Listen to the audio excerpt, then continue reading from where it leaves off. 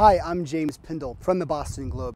Continuing with a series of interviews with 2016 presidential candidates, I'm in Warren, New Hampshire, where behind me there's a giant rocket. But for generations, there have been no presidential candidates visit this small town of about 800 in the middle of the White Mountain National Forest. But it's where I sat down with Kentucky Senator Rand Paul, who was the first candidate to visit here in quite some time. Here's part of our conversation. Senator, thanks so much for joining us. Sure. Throughout this campaign, there's been a lot of conversation about the rebranding of the Republican Party. That's certainly how we started, something you talk about a lot on the campaign trail. But in this summer, have you been happy with the conversation taking place in the Republican Party? Do you think we're actually getting to these deeper questions? Well, I do think that it is important what your attitude is, and people have to believe that you care about where they are in their life, where they're coming from, and ways to try to help them individually. And I think that only happens if you show up and talk to people.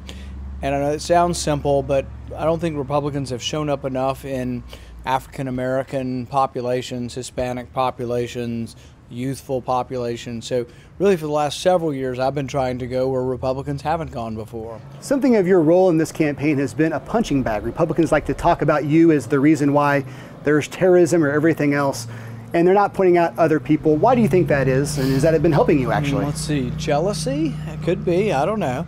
You know, one of the interesting things is somebody came out the other day and looked at contributors, and our top contributor were actually people who are members of the Air Force. So I think people in the military do respect my position. I believe in a strong national defense.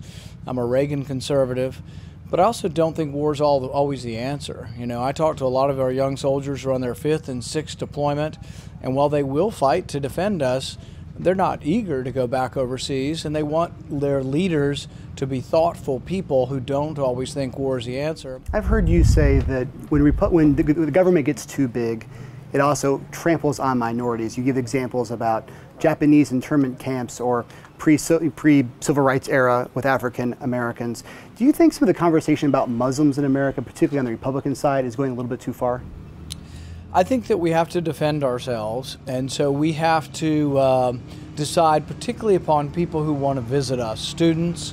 So if you're a student anywhere in the world, it's not that you have automatic citizenship or the rights of a citizen if you want to come here. It's a privilege to come to our country, and it does turn out that most of the people who want to attack us happen to be Muslim. That doesn't mean all Muslims want to attack us. It just means that there's about 1 billion Muslims in the world, and if it's only 5% of 1 billion is still a lot of people. And so I think we'd be foolish to stick our head in the sand and say, well, it's no threat at all. So I think we do need to be careful who comes to visit and who comes here permanently, and make sure that they're coming here for the right reasons. Last question for you. You've talked about also on the trail that if you put on a bumper sticker, the one big problem you have with President Obama is he's collapsed the separation of powers. That was also a criticism about George W. Bush. Are you worried that, say, Jeb Bush would do the same thing?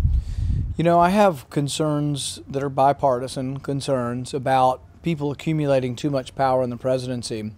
Even under Republican presidents, even under the previous Republican president, there's been more and more power accumulated in the executive branch. The executive branch has grown larger, and many of our laws are written by unelected bureaucrats, and it's a really big problem.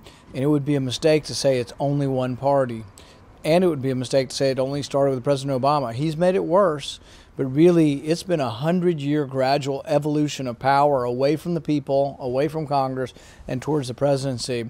And that's part of the reason I run, is to try to give that power back to the people. Great. Thanks so much, Senator. Appreciate it. Thank you.